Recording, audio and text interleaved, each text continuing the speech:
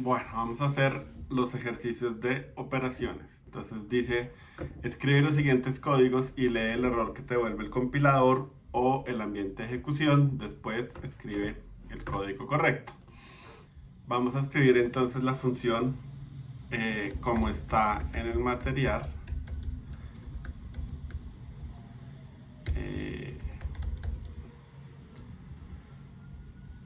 Y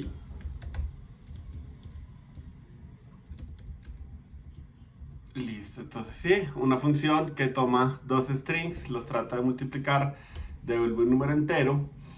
Y miren que el mensaje de error, de nuevo, creo yo que es bastante bueno.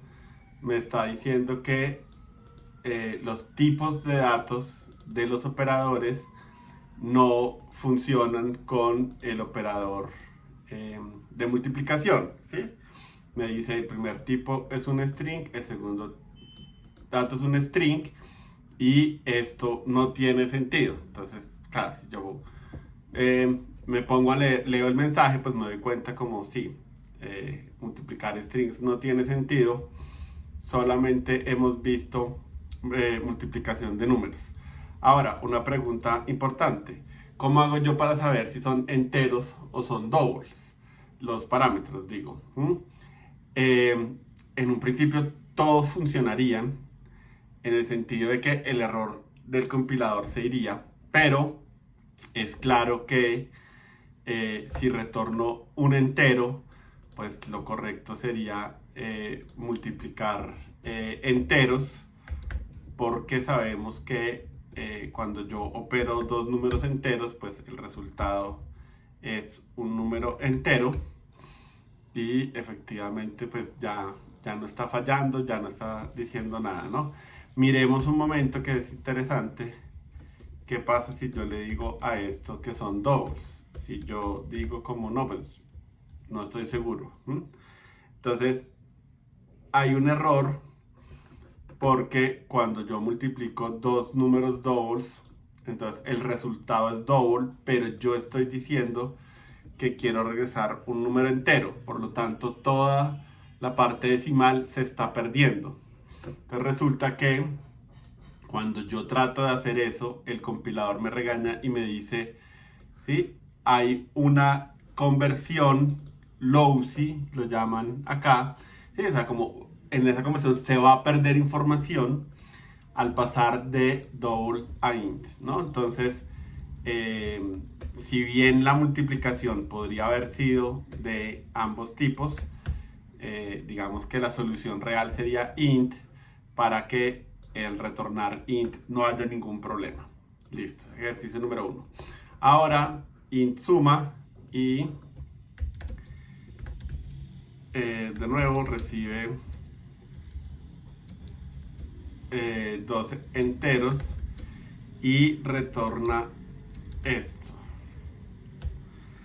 Bueno, entonces digamos que tal vez no es un error difícil de imaginarnos. Esto no existe en Java, pero curiosamente hay otros lenguajes en donde así funcionan ciertos operadores, en que yo digo cuál es el operador que quiero usar y después doy los parámetros con los que quiero usar. Entonces, tal vez es una cosa como más anecdótica, ¿no? Y de nuevo, el compilador, el mensaje del error es malo, me está diciendo que espera un punto y coma, pero pues claramente esto no es exactamente que falte un punto y coma, pero de nuevo me da la línea en donde está el error que está bien, ¿no? Entonces, bueno, ahí me acuerdo que los operadores en Java se escriben como nos lo enseñaron en el colegio. Eso quiere decir que el operador tiene que estar en la mitad de los dos operandos. Listo, entonces ese es el segundo ejercicio. Entonces el tercer ejercicio, boolean positivo menor de 20.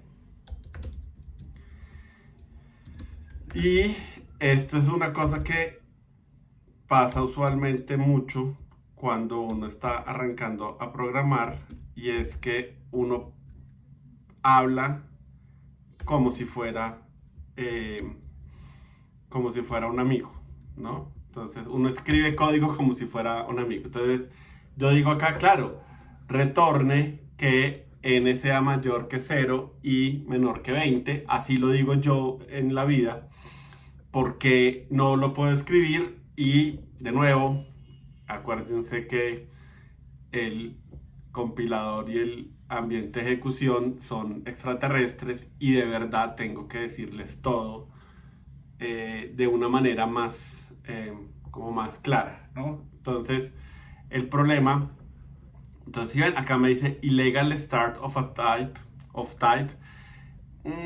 No me gusta mucho el mensaje de error, pero bueno, si veo un poco como los ejercicios que estaban propuestos en el material, me doy cuenta que la cosa es que tengo que repetir la variable, ¿no?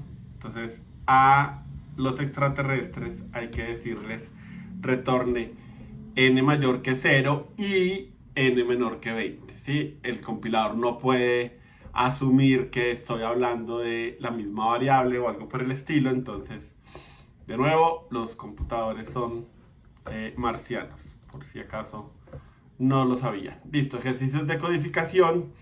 Entonces llena el hueco de la función truncar, de modo que dado un número entero retorne el mismo número pero sin su último dígito. Revisa los ejemplos para más claridad.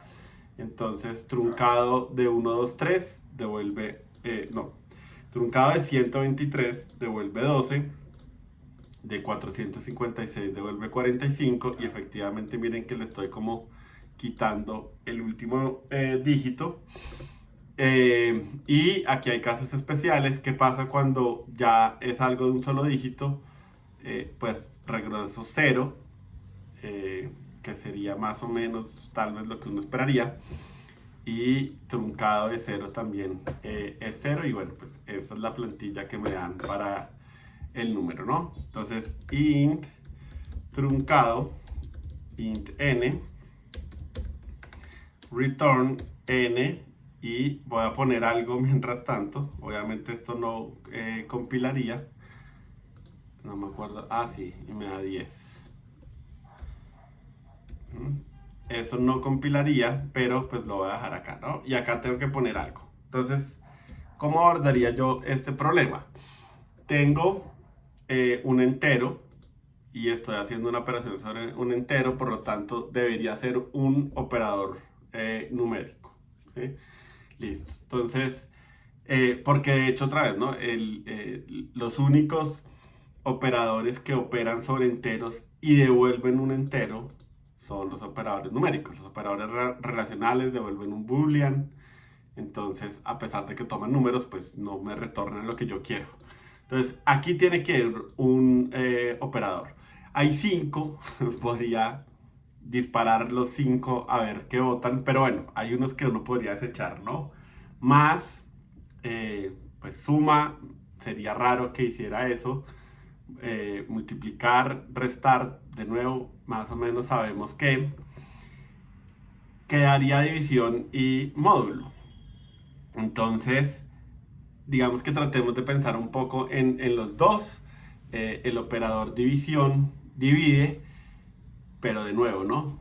Este ejercicio está especialmente hecho para que reiteren una vez más que operar enteros en programación no es como si fuera en la vida real, ¿sí? En el sentido de, si yo veo escrito 1 dividido 2, pues yo pongo 0.5, pero eso para un computador es demasiado, demasiado loco, ¿sí?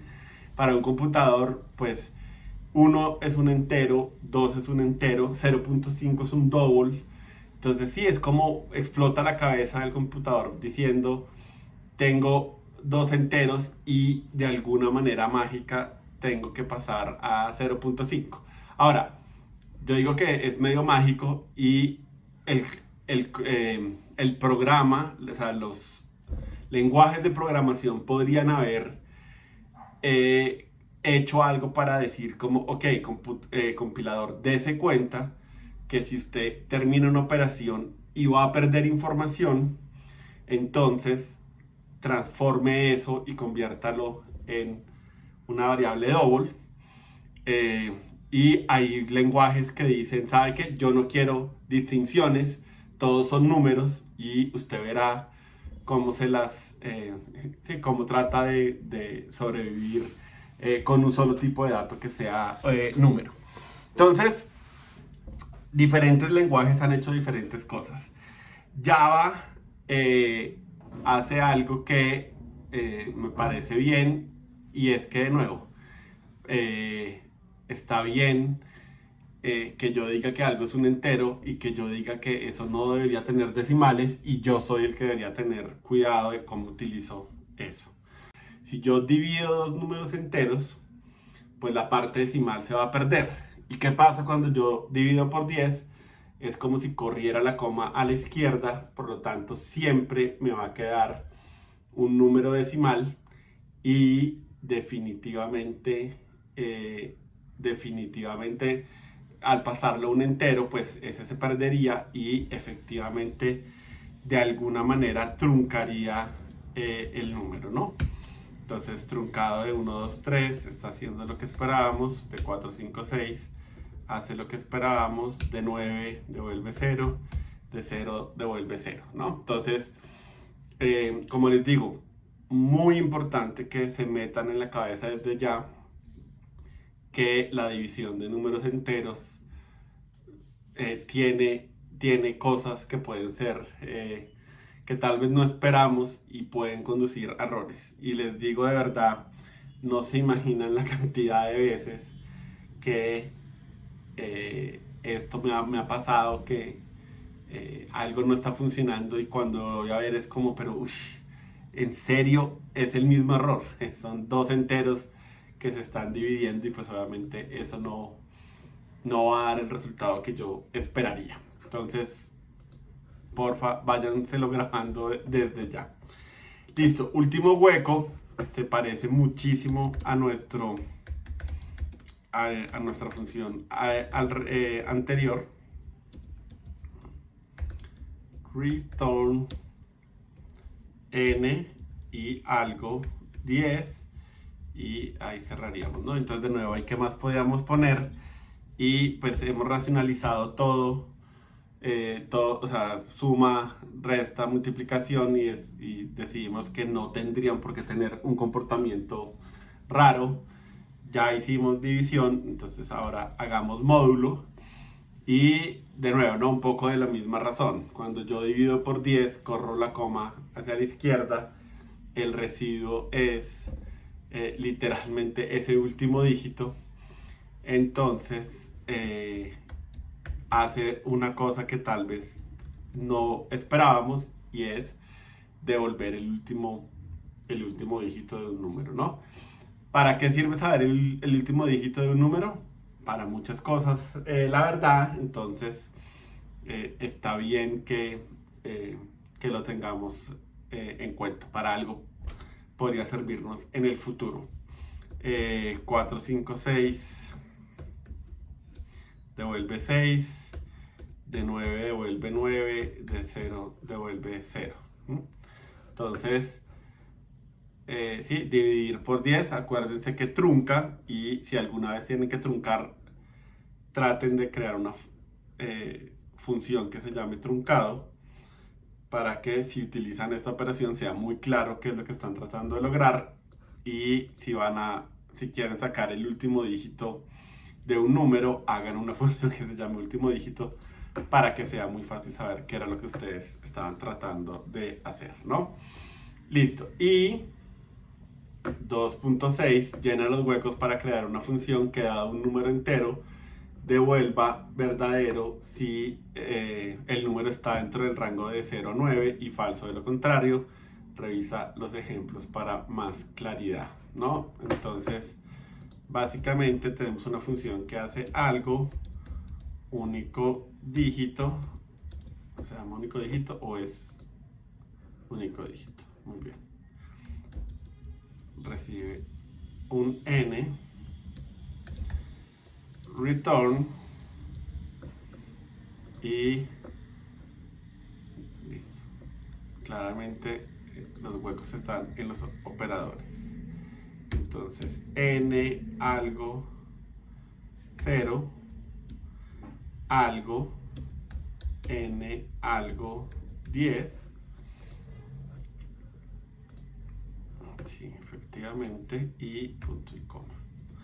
Bueno, entonces lo primero es si una variable devuelve verdadero si se cumple una característica o falso, pues es una función boolean. Y entonces creámosle al enunciado como está.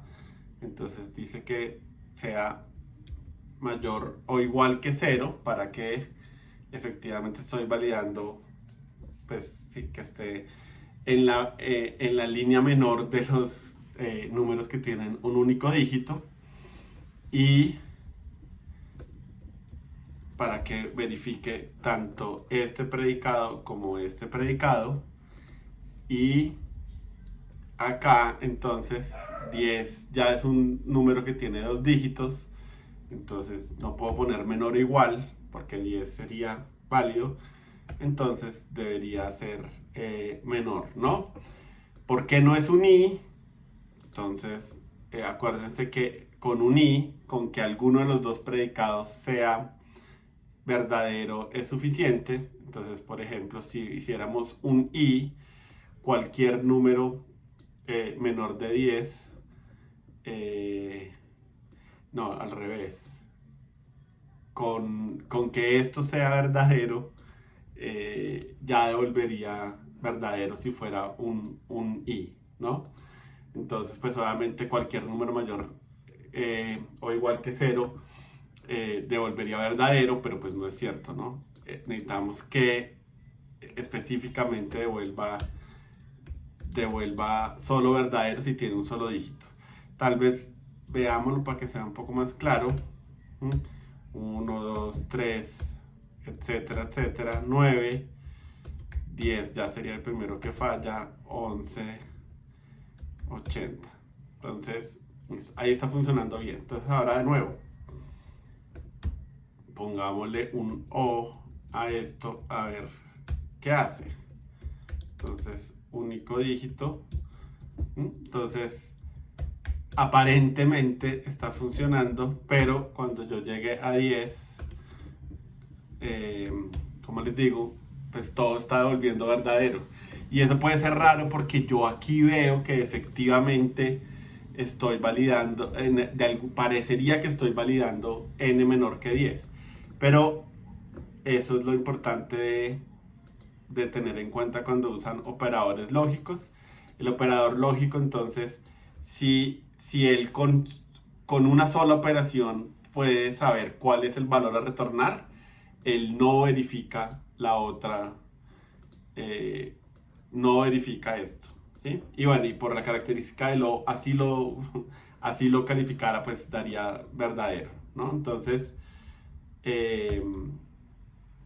tiene que ser un i para que tenga que forzar las dos condiciones y solo pasen las dos que revisen, ¿no? Y porque sé que aquí es mayor o igual y aquí es menor, entonces, es algo que también pueden, si no están seguros, pueden probar los dos a ver cómo se están comportando. Pero nuevo, ¿no? Acuérdense, este mayor o igual significa que 0 va a devolver verdadero, y este estrictamente menor significa que 10 va a devolver falso. Entonces ahí pueden revisar si es lo que ustedes esperan o no es lo que ustedes esperan.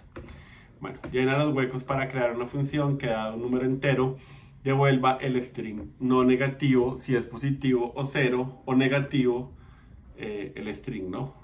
O negativo si es negativo. Entonces es algo que devuelve un string a partir de una característica de un número entero, y hay tres lugares, y pues vamos a ver qué puede ser, ¿no? String, signo, int n, y return n mayor o igual que 0 y algo, y aquí no positivo, corrijamos este string, y si no, entonces positivo. Bueno, entonces, si han leído el material o han visto los videos, qué pena, aquí va un hueco, pues hay pocas cosas, bueno, realmente, qué pena, podrían ir muchas cosas, ¿no? Entre comillas, podrían ir una suma y una multiplicación o algo por el estilo. Pero esta forma pues se parece mucho a el operador ternario. Y más importante aún, miren que es algo que estoy devolviendo un string, ¿no? Y el único operador que hemos visto que puede a partir de un tipo de datos devolver cualquier cosa, incluyendo un string, pues es el operador ternario. ¿Sí? Si yo, de nuevo, los numéricos siempre devuelven un número, relacionales siempre devuelven un booleano, lógicos siempre devuelven un booleano. El único operador que puede hacer cosas como salirse de parámetros y ser cualquier cosa es el operador ternario. Y esto efectivamente tiene la forma de un operador ternario. El operador ternario tiene 3 partes. Y aquí hay una parte, 2 partes y 3 partes. Bueno, ahora, la parte tal vez fácil, diría yo, del operador ternario es la primera parte. Si yo me acuerdo que la primera parte debe ser un boolean, pero tengo que acordarme de eso, pues que se parece a una pregunta en los caracteres, pues el interrogante. El interrogante de alguna manera me haría entender que esto es un boolean. Entonces, si yo me acuerdo que esto debería ser un boolean, digamos que poner el interrogante tiene medio sentido. Lo que sí es súper arbitrario es los 2 puntos. ¿Por qué los 2 puntos?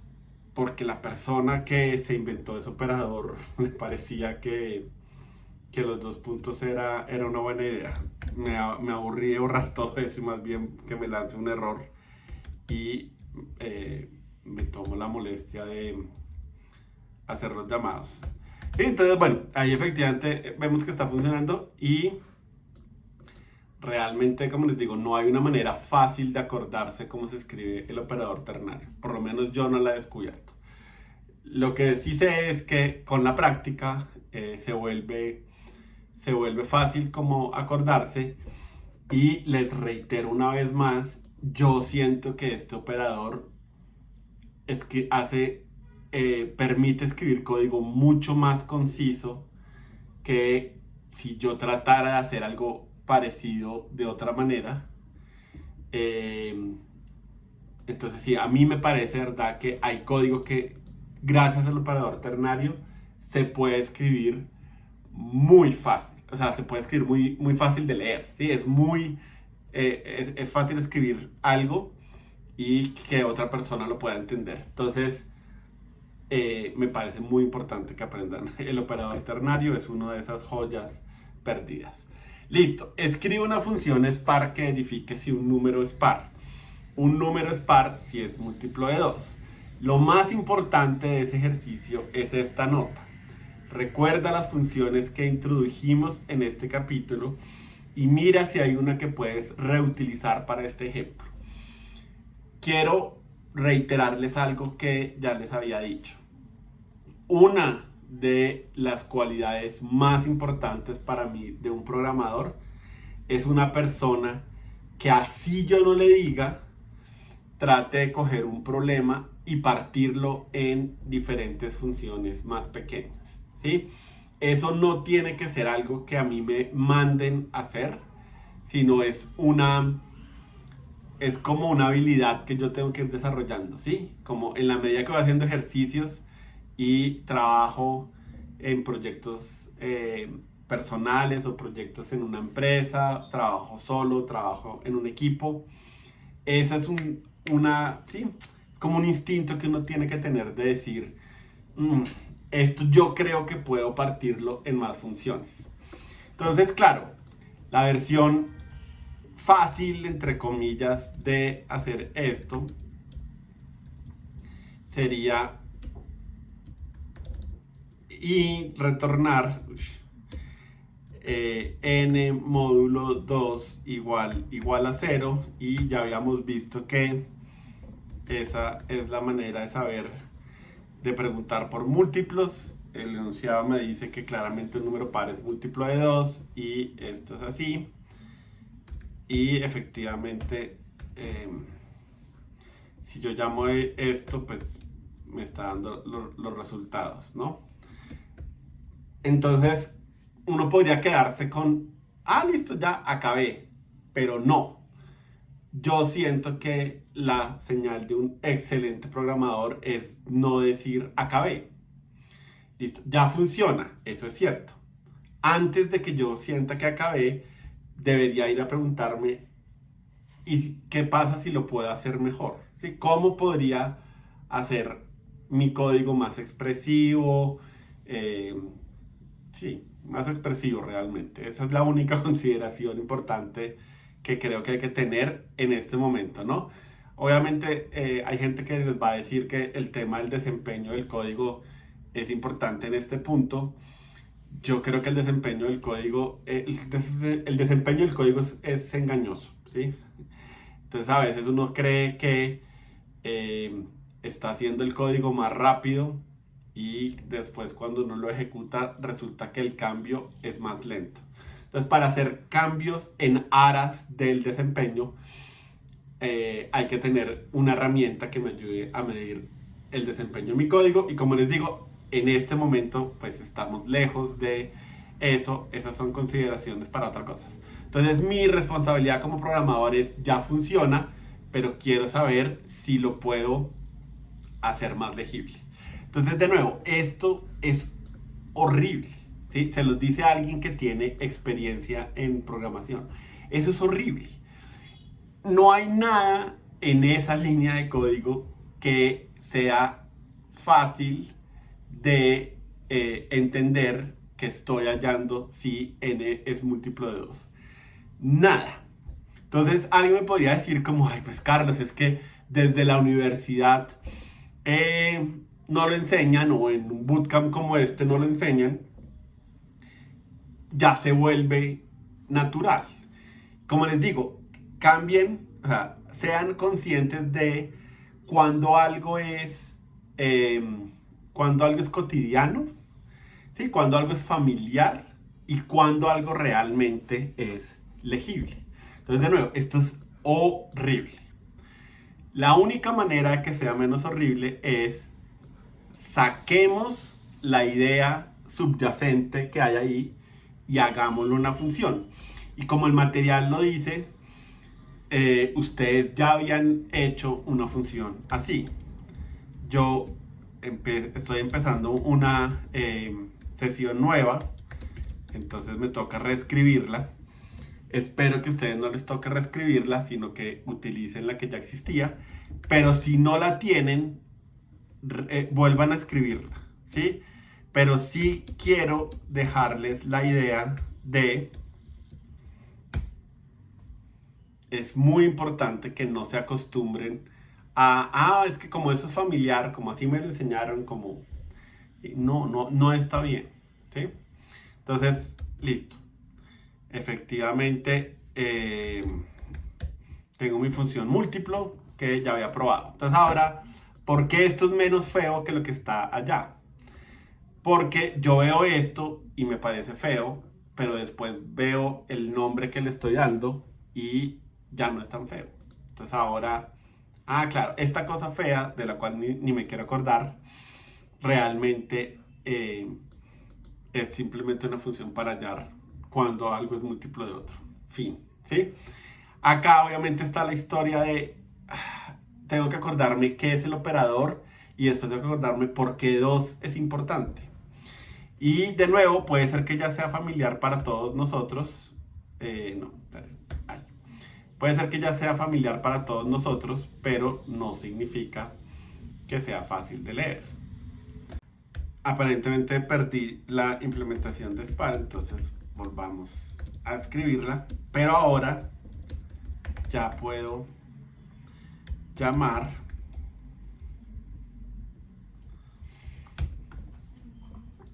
ya puedo implementarla en términos de múltiplo. Y miren, esto es hermoso.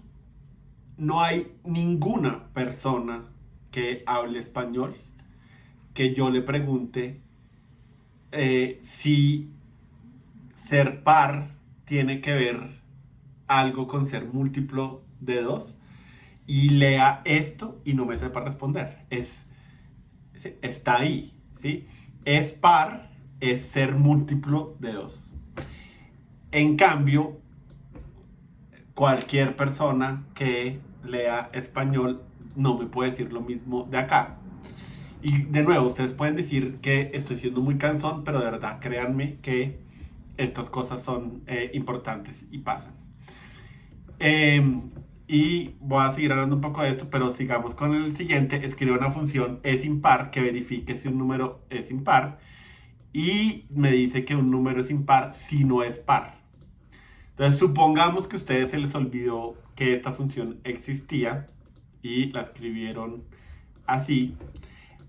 Para esta impar sí esperaría que definitivamente escriban literalmente que un número es impar cuando no es par. Sí, y de nuevo, hay cosas súper bonitas de esa implementación. Entonces, si a mí me preguntan así suelto, como Carlos, ¿hay un número que sea par que no sea impar? O al revés, hay un número que sea impar, o mejor dicho, más bien, como si yo soy impar, implica que no sea impar. ¿Sí? Si yo soy impar, implica que no soy par. Si soy par, implica que no sea impar. O hay números que pueden ser ambos. Entonces, de nuevo, claro, hay una implementación que todos hemos visto. ¿Sí? Obviamente ahí no existe B. Bueno, voy a dejar la pereza. Ahí. Entonces, escribámoslo completamente.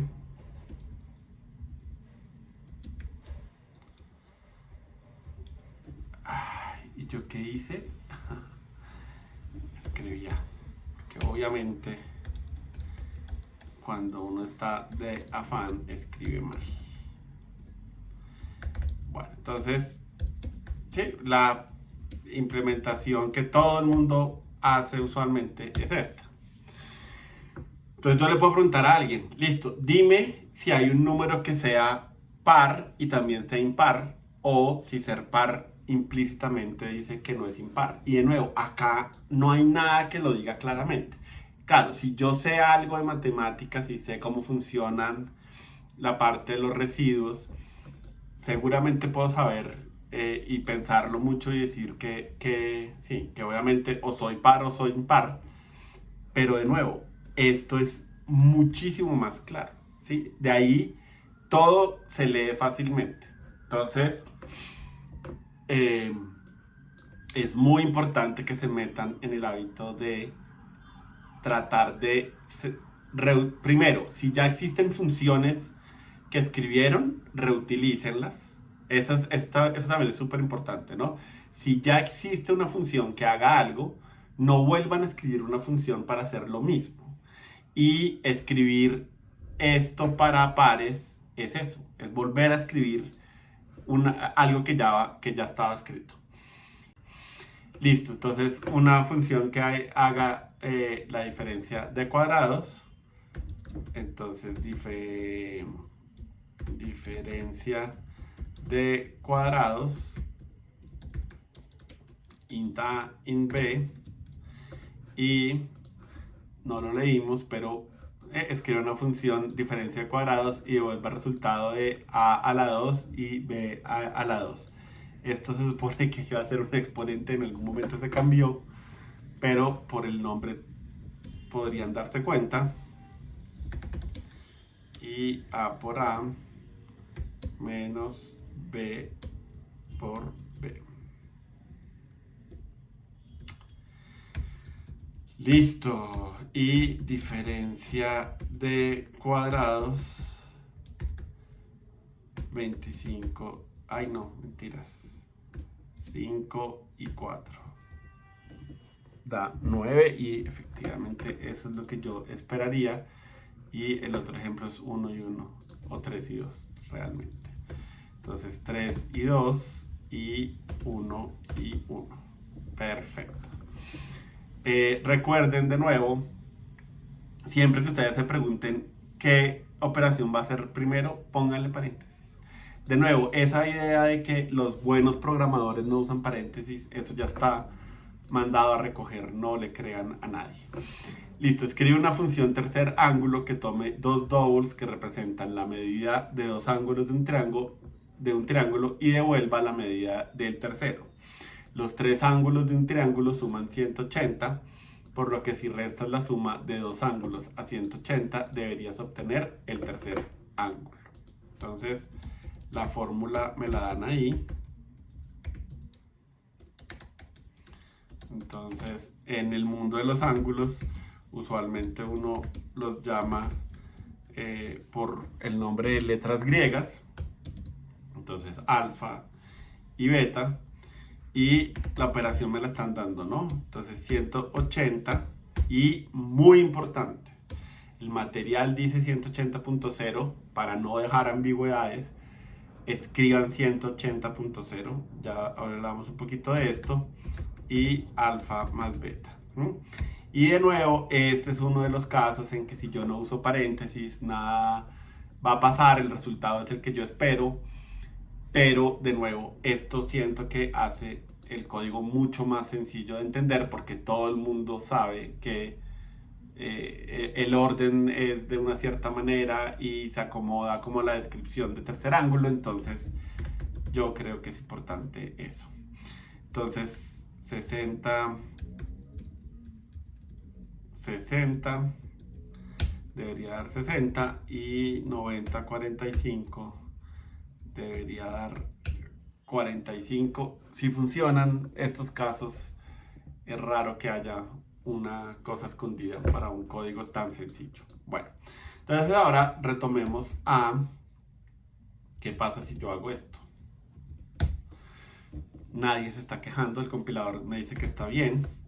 Y volvamos a hacer los ejemplos funcionan. Entonces ustedes podrían decir, ah, no, funciona, todo está bien, pero de nuevo, les recomiendo mucho que eviten escribir código así. Entonces, ¿qué es lo raro de escribir código así? Tengo dos double, los estoy sumando, al sumar dos double, eso me da un double. 180 es un entero y lo estoy restando con un double. Algo tiene que hacer él para que eso funcione, porque acuérdense, un int y un double son cosas diferentes para un computador. Y bueno, y él regresa un double. Entonces hay veces en que cuando yo mezclo doubles con ints, como el ejemplo pasado, tengo un error que dice lossy conversion. En este caso no hay error, porque pasar de un int a un double no pierde información. Pero como les digo, yo siento que es importante también que se metan en la cabeza ahorita, hay ints y hay doubles y no los puedo mezclar. Esto es un int y estos son doubles, no los puedo mezclar. Y no los puedo mezclar porque en algún momento donde sí haga diferencia, por mezclarlos puedo tener como un error, ¿sí? Entonces, listo. Escriba una función que tome un número entero y devuelva un predicado que sea verdadero si es un múltiplo positivo de 7 menor que 1000. Y se llama validar múltiplo 7, si no estoy mal, de 7, y recibe un int y Entonces, de nuevo, espero que digan, oh sí, yo tengo una función es múltiplo de 7, no tengo por qué escribir algo nuevo. Y creo que hay una cosa también que viene ahorita en un ejercicio, pero siempre llévense en la cabeza, cuando hagan una función que haga muchas cosas, está bien que hagan pedazos cada vez más grandes. Entonces, hagan una función que sea múltiplo de 7 y que sea positivo y menor de 1000. Pues no lo hagan de inmediato así, empiecen con que sea múltiplo de 7, después van agrandando, etcétera, etcétera. Bueno, y entonces pasemos a la parte, ya saben que es múltiplo de 7, ahora puedo revisar que sea múltiplo, que sea positivo. Ser positivo es ser mayor, estrictamente mayor que 0. Pónganle paréntesis de nuevo para que todo sea más fácil de leer. Y n menor que 1000. Y acuérdense que le pueden poner underscore a los números muy grandes para que sean más fácil de leer. Y si yo pongo esto, debería funcionar. Esto me debería decir falso. Esto me debería decir verdadero. 7000 me debería decir falso. Entonces, al final de cuentas, si se han dado cuenta, esta operación la hemos escrito muchas veces. Tiene que ver con saber si un número está dentro de un rango. Entonces puedo escribir algo que se llame está en rango. Y hay como una costumbre en programación, en matemáticas más bien. Usualmente cuando yo escribo un rango, el primer límite es inclusive y el segundo es excluyente, ¿sí? Entonces, hagamos algo de este estilo. Entonces, está en rango. Entonces, ¿sí? Quiero saber si una variable n está entre el número menor y el número mayor. Y de nuevo, asumamos, porque es como lo que se hace en matemáticas, que el primer rango es inclusive. Entonces el primer rango es inclusive. Y n es estrictamente menor que mayor. ¿Listo? Y ahora, si yo tengo esa función,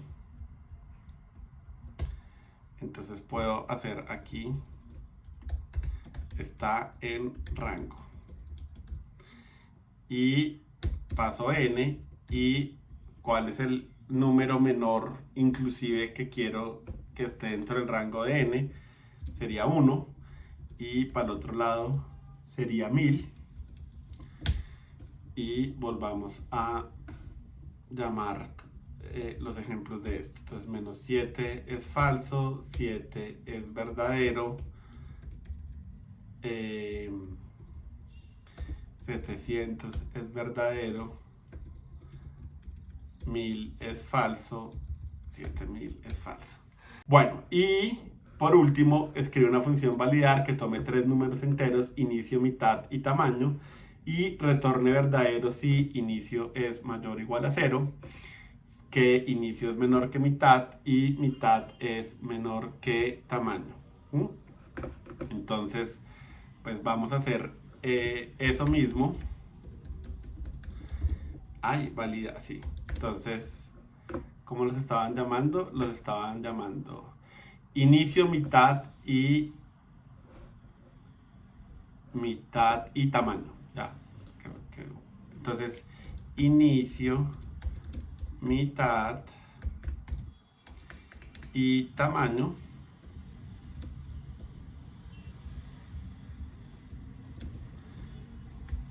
Y entonces que inicio sea mayor o igual que 0 y inicio es, pongámosle paréntesis, inicio es menor que mitad y mitad es estrictamente menor que tamaño. Entonces, de nuevo, un poco como en este caso, seguir las instrucciones de, del enunciado. Me dice, incompatible types, boolean cannot be converted to int. ¿En dónde lo estoy embarrando?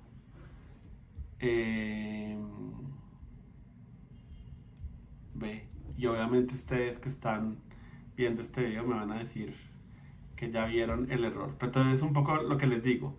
Cuando todo les falle, traten de ir como a lo básico, ¿sí? Entonces, efectivamente, mi problema es, desde el principio está ahí, y en caso de que no lo vean, pueden volverlo a escribir. Bueno, entonces, efectivamente, mi problema era que estaba escribiendo int cuando debía ser boolean. Eh, sí, esto hubiera sido un poco más bonito que me diera como toda la explicación de dónde estaba la conversión, pero pues a veces no funcionan así las cosas. Inicio menor que mitad y mitad menor que tamaño. Y les puedo contar una historia de esta función. Resulta que esta función es de las funciones que he escrito muchísimas veces en mi vida laboral. No se imaginan cuántas veces en un proyecto salen cosas de este estilo, ¿no? Entonces 0, 1, 2 cumple, 1, 1, 2 no cumple, 2, 1, 3 claramente no debería cumplir, 2, 1, 3, 0, 3, 3 no cumple, porque mitad y tamaño deberían ser, o sea, este debería ser estrictamente menor que este, y 1, 3, 5, ese sí debería cumplir. Entonces, increíblemente, esto es de esas operaciones que hay un montón de momentos en que funcionan. Y uno puede ver esto y decir, oiga, ¿sabe qué? Tal vez este está en rango, podríamos haberlo escrito de esta misma manera, en que n sea el número de la mitad, como para recordar que este rango, sí, como que este va a ser el menor, este va a estar en la mitad, este va a ser el mayor. Este no lo podríamos reutilizar porque estoy validando que sea mayor o igual que 0, y aquí estaba, era importante que no fuera igual a 0. Pero pues sí, hay cosas que uno puede hacer, pero un poco lo que quería recalcar es que escribir funciones es un arte, ¿sí? Y es un arte en que hay cosas que no son tan triviales y tan fáciles de saber, y pues hay que conocerlas. Hay que conocerlas, no, como que la experiencia le va dando uno como la idea de, ¿será que pongo la N aquí o cómo lo escribo? Entonces, bueno, pues para que se den cuenta que es un poquito de arte. Bueno, entonces ahora dice, un parqueadero abre a las 8 a.m. y cierra a las 6 p.m.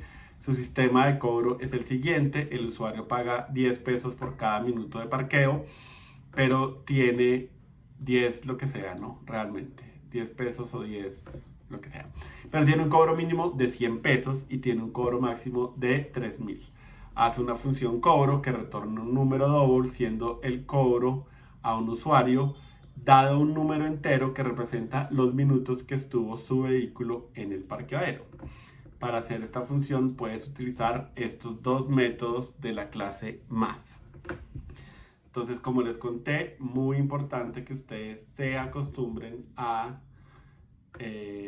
leer la documentación de Java. Entonces, esto dice que recibe dos números double y devuelve un double. Retorna el menor de dos valores booleanos. Eso es, el resultado es el valor más cercano a el infinito negativo. Si los argumentos tienen el mismo valor, el resultado es ese mismo valor. Bueno, y hay un montón de cosas. Y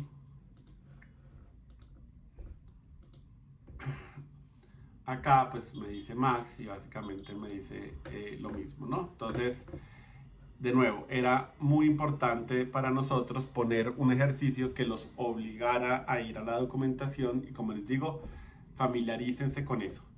Si ustedes hacen la función minimax para no tener que usar la que les da Java, eso es peor, diría yo, ¿sí? Porque de nuevo, es como porque hago algo que ya existe.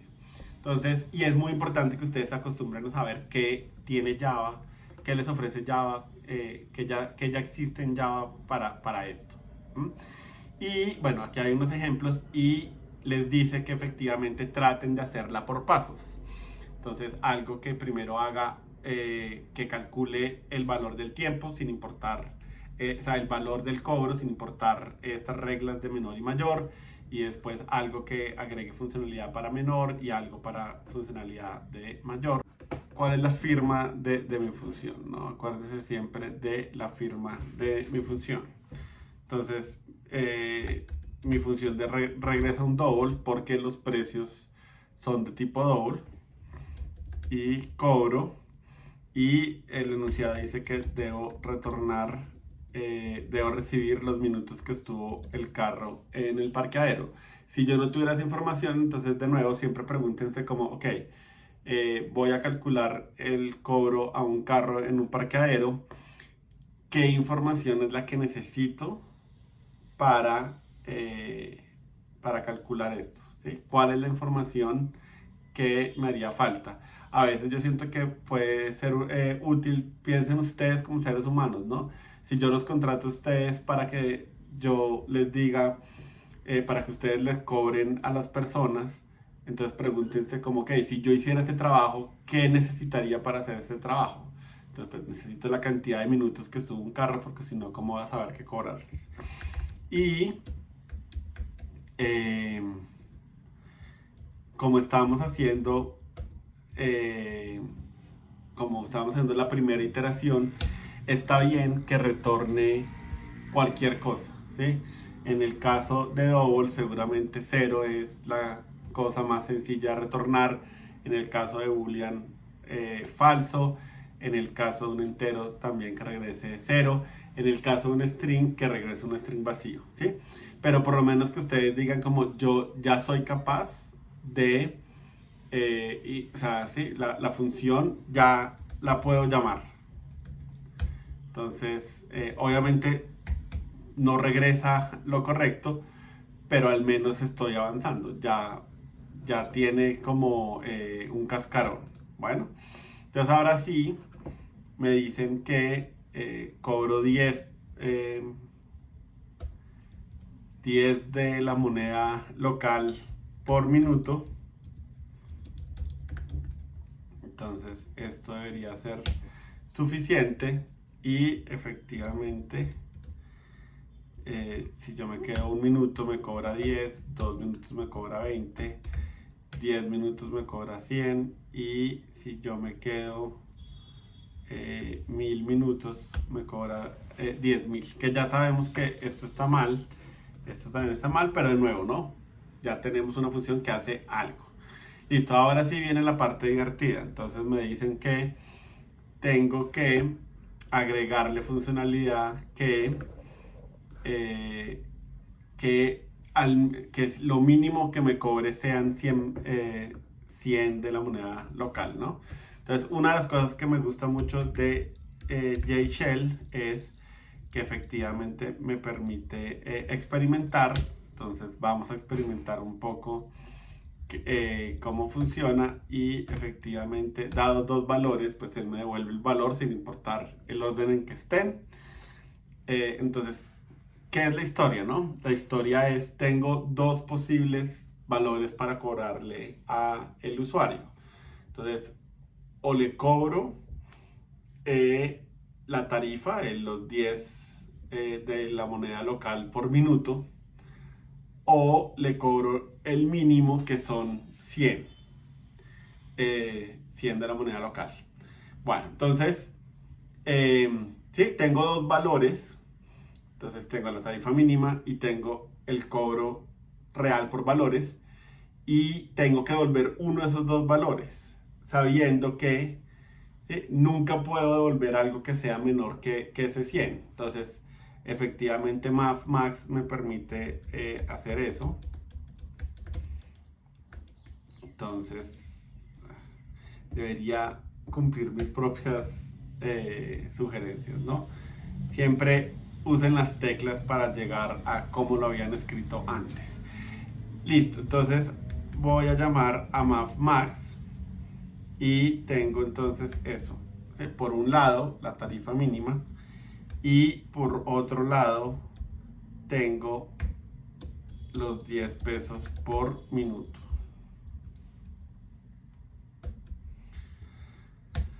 Listo. Puede ser que ustedes digan que ya saben cómo hacer variables, entonces van a agregar variables, pero recuerden, lo que esperamos de los ejercicios es que lo hagan con las herramientas que hemos visto, porque los ejercicios están pensados siempre para que utilicen las herramientas que hemos visto y únicamente las herramientas que hemos visto. Entonces, ¿qué pasa? Que si yo me quedo un minuto, me debería cobrar 100. Si me quedo 2, me debería cobrar 3, me debería cobrar 100. Por 10 me debería cobrar 1000. Y ya por 11 me debería cobrar 100. Qué pena.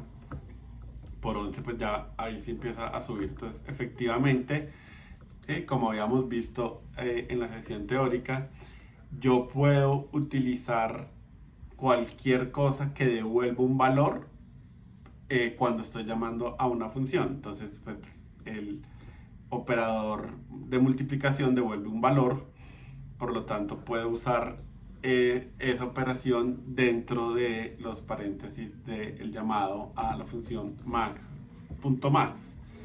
Y ahora que quiero implementar para otro lado, que sería que hay un cobro máximo, entonces puedo usar math.min, de modo que aquí llamo a math.min y le digo que, de nuevo, ¿no? Por un lado está 10.0 por los minutos y por el otro lado está el valor máximo, que son 3000. Listo, entonces efectivamente hay un montón de paréntesis. Menos mal, el compilador es bastante bueno en ayudarme a encontrar el error y efectivamente esto debería ser como debería ser. De nuevo, no revuelvan enteros con doubles, excepto que sea como estrictamente necesario. Pongamos 3000.0, que es como lo que es más correcto, ¿no? Entonces, de nuevo, cobro de un minuto son el cobro mínimo, de 9 sigue siendo el cobro mínimo, bueno, de 10 sigue siendo el cobro mínimo, 11 sigue, ya me empieza a cobrar bien por minutos, 20, 30, y si ya me quedo 3000 minutos, me cobra 3000, si me quedo un minuto más, me sigue cobrando el cobro mínimo, ¿no? Entonces, esta es la manera en que pueden implementar esa funcionalidad del parqueadero y de nuevo, no hay nada raro en usar funciones dentro de otras funciones en sus llamados, ¿no? Esto es algo que me parece que está bien que se familiaricen con eso, que sepan que los pueden escribir. Siempre tengan cuidado de no abusar, ¿no? Yo en lo personal siento que esta forma de escribir la función es muy legible, ¿sí? Me dicen que el cobro es el mayor entre 100 y el menor de 10 por minutos y 3000. ¿Sí? Eso es muy legible, ¿sí? Es claro lo que estoy intentando, me parece que es claro, ¿no? Pero pues obviamente si yo hago muchísimas cosas unas detrás de otras, pues tal vez ya no va a ser tan legible.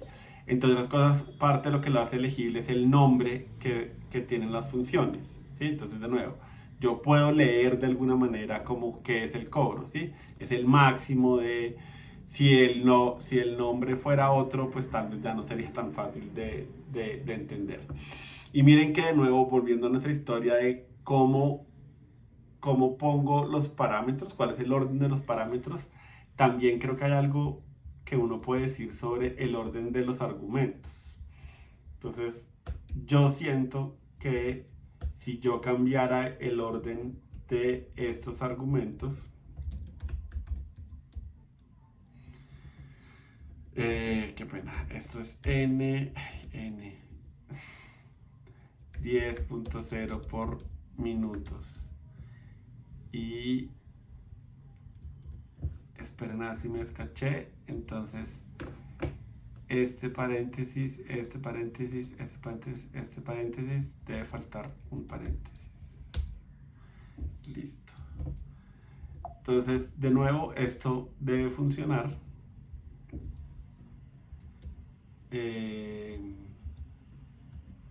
3001. Bueno, sí, no le cambia la implementación, pues porque ya sabemos que min me devuelve el valor de los dos, pero ya siento que esto se hace como más difícil de leer. La primera vez que lo teníamos implementado, tenía una cosa bonita, y es que efectivamente miren que este es el valor mínimo, este es el valor más o menos de la mitad, y este es el valor máximo, ¿no? Entonces todo eso es para decirles que piensen mucho en cómo escribir las cosas que sean más legibles, ¿sí? Puede ser que no sea obvio al principio, pero si en algún momento ustedes sienten como, acabo de caer en cuenta que esto que ya había escrito antes puede ser más legible así, está bien que de verdad traten de ir a perseguir y que sea lo más sencillo posible. Y de nuevo, ¿no? El underscore para los números muy grandes, que me parece que es muy importante. Entonces, bueno, esa era la manera de usar math.max y math.min para el cobro del parqueadero. Y por último están los ejercicios de corrección de código. Entonces me dice que estos son como los usos que espero darle a la función. Entonces espero que si me dice que el inicio de una cantidad de resultados, yo los pueda paginar. Entonces, listo, tengo 6 resultados totales, y tengo el número de página que estoy tratando de ver, y quiero saber cuál es el primer resultado que hay de esa paginación, ¿no? Entonces, claro, si tengo 6 resultados y tengo una sola página, pues el inicio sería 0. Y si estoy en la segunda página, pues esa segunda página debería empezar en el número 6, porque la primera página sería 0, 1, 2, 3, 4, sí, ¿qué? 0, 1, 2, 3, 4, 5. Ahí están mis primeros resultados. La siguiente página empezaría en el índice 6, 7, 8, 9, etcétera, etcétera. Bueno, y 6 y 3 serían 12, y 10 y 2 serían 10. Entonces me dicen que esto es lo que escribió el primer programador y que lo revisemos. Entonces escribámoslo: int inicio, int resultados, int página, creo que es, efectivamente, página, y esto hace entre paréntesis resultados por página, cierro paréntesis, -1. Listo. Entonces vamos a ver qué está devolviendo esto. Entonces 6 resultados, la primera página está devolviendo 5, que no se parece en nada a lo que necesitamos. 11, 17, y creo que estaba 10 y 2, que sabemos que debería regresar 20. 10, qué pena, de 0 a 9 y esto, ¿no? Entonces 0, 6, 12, 10, y acá está 5, 11, 17 y 19, que definitivamente no se parece en nada a lo que queremos, ¿no? Entonces, de nuevo, aquí tiene que haber algo que está mal, tratemos de corregirlo. Y así como les digo que tengan mucho cuidado con ponerle paréntesis para hacer las cosas con cuidado, la otra cosa es que no los pongan con los ojos cerrados, porque puede que no esté haciendo lo que ustedes están esperando. Entonces, para mí tal vez el resultado más diciente es este: 610 y 626. Entonces, sí, de alguna manera tengo que, eh, obviamente, el número de páginas empieza 1, 2, 3, 4, pero los índices en este caso parece que empiezan en 0. Y cuando tengo esas situaciones, usualmente lo que hacemos, sí, para pasar de cosas que están numeradas empezando con 1 y las queremos pasar a cosas que están numeradas en 0, pues usualmente hay que restarles -1. Pero claramente los paréntesis aquí pues no me están ayudando, están cambiando la operación. Entonces intentemos de nuevo ver qué pasa si yo cambio los paréntesis de lugar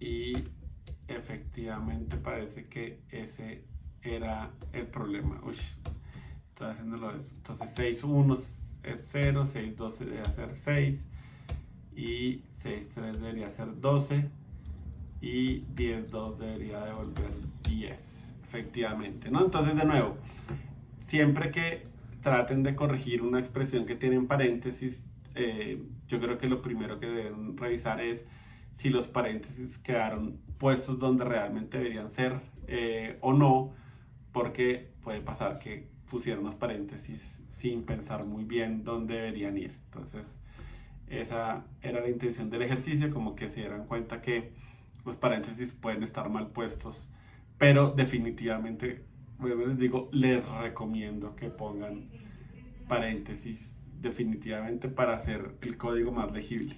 En este caso, de hecho, si no ponen paréntesis en página y -1, el resultado va a ser, está mal. Entonces, este es uno de los casos en que los paréntesis definitivamente son necesarios, pero como les digo, a veces yo veo que la gente cuando trata de colocar paréntesis también los pone como de cualquier manera. Entonces está bien que se acostumbren como a revisen si los paréntesis si quedaron bien puestos o no quedaron bien puestos. Y eso era todo lo que había que aprender sobre operadores. Espero que les haya parecido interesante el tema.